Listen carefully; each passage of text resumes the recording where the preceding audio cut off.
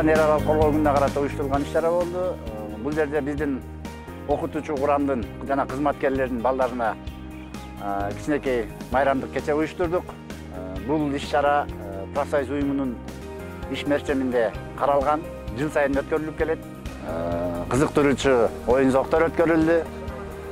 Мен ишенем, бүгүн кызматкерлерибиздин балдарынын бир аз болсо дагы колдон келишинче көтөрүүгө аракет кылды.